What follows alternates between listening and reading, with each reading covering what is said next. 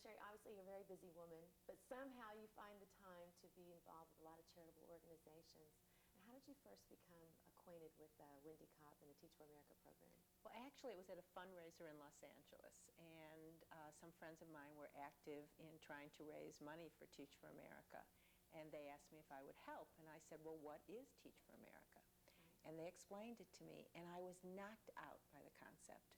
I thought it was such an original concept to get volunteers, almost like the Peace Corps, to teach. Yeah. And I thought, this is amazing. I want to meet the woman who thought this up.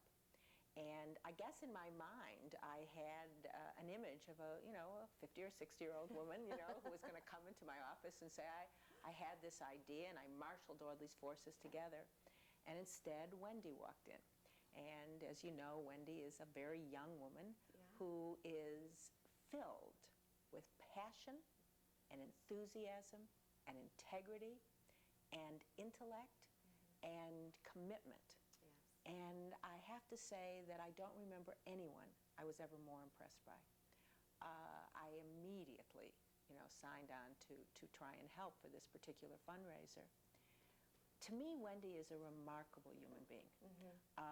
She has a sense of commitment and a sense of passion that is rare in life. And her intelligence and her ability to follow through is also incredible. And I guess perhaps the most unique quality that she has is that she makes you believe. She does. You instantly trust her, and you instantly believe, and you instantly want to help and be part of anything that she's doing. Yes, and you've been on the board for how long? It's about a little under 2 years. Excuse me. It's a little under 2 years. It's a good thing we're on tape. It's a little, I'll answer the question again. It's a little under 2 years. Great. Now you're still very active. Also, you have the Teach for America Week, when you actually go into a classroom and teach. I did. I went into a classroom in East Los Angeles and I taught. I used to be a teacher. So before I got into the movie business, I taught English and math in Watson, East LA. So that really is the profession that I was trained to do. So anything that involves education and teaching is a real passion for me. I've always felt that if everybody could have an equal education, then they would have equal opportunity. And that the education that you receive gives you the opportunity to have unlimited choices. So when I went back to the classroom last year and taught, it was kind of like coming home again. So it was a lot of fun. Did you have any desire to go back to teaching? Well, I think someday it would be fun to go back to teaching. One of the things that I've talked to Wendy about is that we shouldn't just concentrate on young people to teach. We should also concentrate on older people who are retired. And, that there's an incredible wealth of people in the world that have a lot of knowledge. They stop working because of mandatory retirement or just because they want to. And how wonderful to tap into those people and to let them become educators as well. Right. Now, I know, obviously, your education, being a graduate of Northwestern University, was very important, like you're talking about your degree, and you've applied it, obviously, to your career today in the entertainment business. But why would you say, or would you say that education is still very important today, no matter what field you go into? If you don't have a balanced education, you will never know what you want to do. You won't know what the options that you have are. I think that it is incredibly important, if not mandatory, that every child in America get the right to an equal education, that they have the opportunity to learn something about everything, and then they will have the opportunity to make the choices about what they want to do. And what Teach for America does is provide teachers for underprivileged areas where there aren't enough teachers. And so we're reaching out and we're trying to provide a broad education for underprivileged students. And to me, it's the most important thing we can do. If you get that education, if you get that fundamental basis, then you will know what choices you are. Then you will know what choices you have in life, and you'll be able to decide what you want to do. But if you don't have an education, you don't know that you have unlimited opportunities. Who have been your mentors? I've had a lot of mentors, and I've looked up to a lot of people that I didn't know. I guess the two biggest idols I ever had in my life are two people that I didn't know. One was Martin Luther King, a man who I never had the opportunity to meet, but who inspired me and who continues to inspire me. I continue to read his work and to think about him. And he inspired me that everybody should have, equal opportunity. And obviously not just in education, but just in their entire way of life. And the other idol I had was a woman named Margaret Mead, who was an anthropologist. And I guess I was fascinated at a young age by her guts and by her incredible determination to go live, in strange societies and to study them. And I loved the freedom that she represented. I loved the fact that she studied other cultures. And I thought she was a brave woman. And when I was younger, I used to take trips and take a month off every year and live with another culture.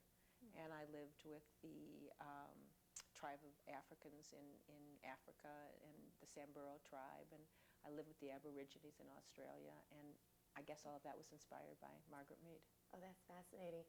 Now, a lot of women would look at your position today and how you're in the entertainment industry, and it's really kind of dubbed as the all-boys club. Was it hard for you to overcome the obstacles that really presented, and how did you overcome those obstacles? I never thought about it. I loved movies, and I always wanted to be in the movie business. And I sort of just put one foot in front of the other. And I didn't think that it was an all-boys club or an unfair world. I just sort of wanted to do the work that I was doing. And I guess I was too blind to the obstacles. And in many ways, that was good. And there were very few women there. And so there wasn't anybody telling me that you could or you couldn't do something.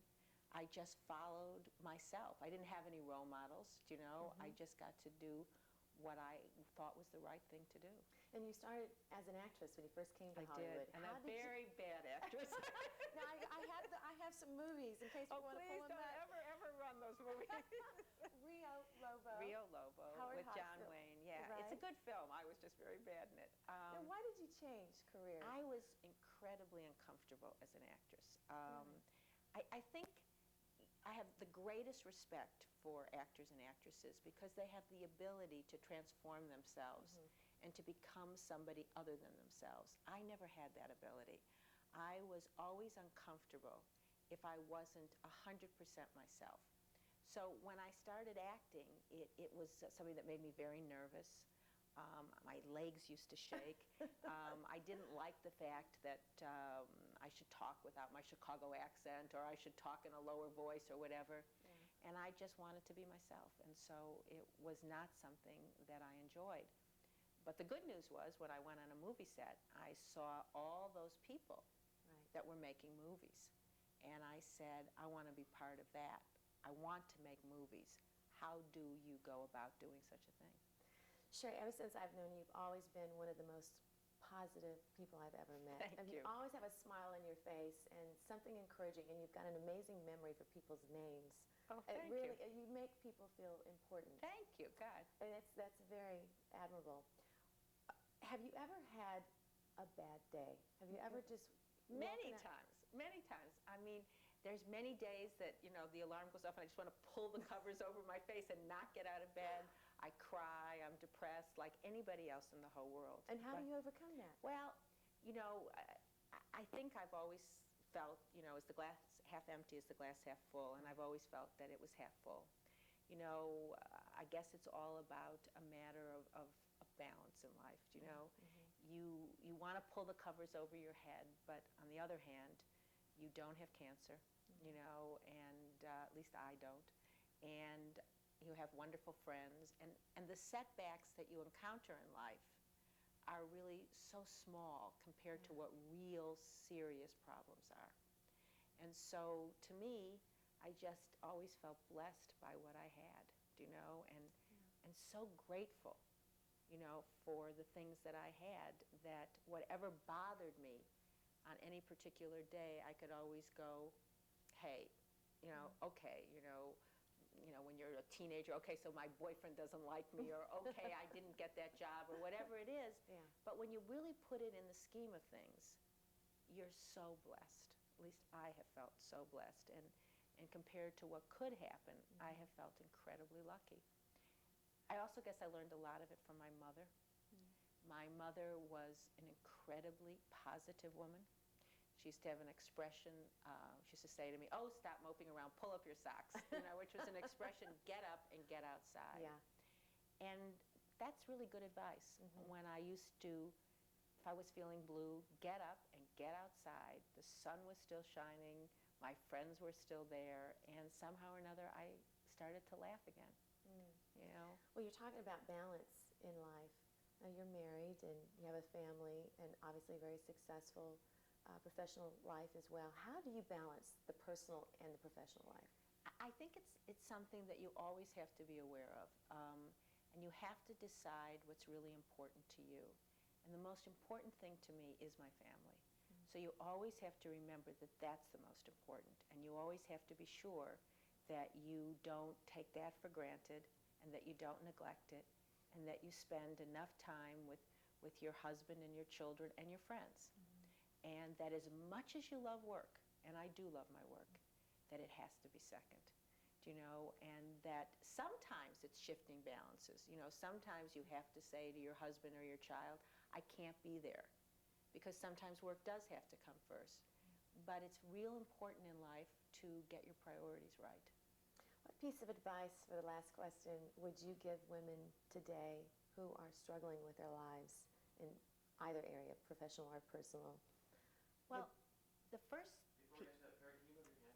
Oh, sure. One second. You need me to ask that question again? Yeah, sure, one chance. Okay. Want the hand back in? I thought it was a nice thing. Was I doing that? Gosh.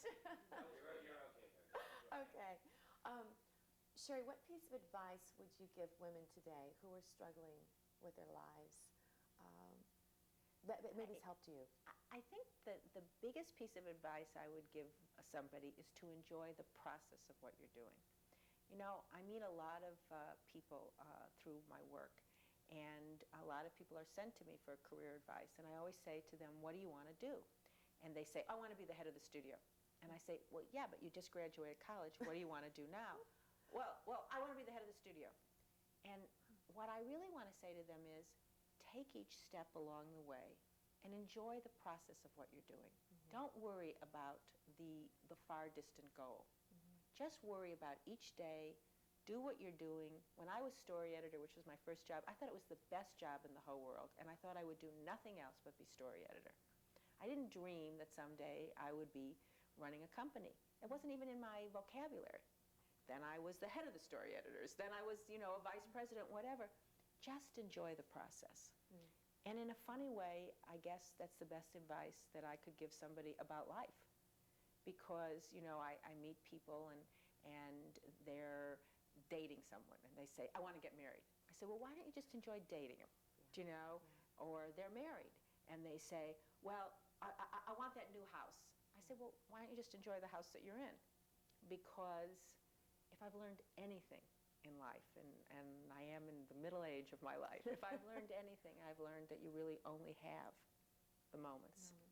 And you don't know what's around the corner, and you don't know when misfortune is going to strike you, and you don't know when bad health is going to strike you. And all the little things that we worry about are so unimportant. I would just say, enjoy the process of your work, enjoy every day, and be sure that you have somebody that you love, and value that, because that's the most important thing in the whole world. Oh, that is so good. Thank you, sweetie. Did I say enough about Wendy? Are you sure you got enough about Yes, Wendy? we did, because it's going to be, what it's going to be is a drop-in piece. Okay. I only need like 10 seconds. Oh, okay, You know what great. I'm saying? So you'll get to trust her, that you trust her. Yes, Great, yes. great. Thank you. Thank you. It's 30 seconds of room tone.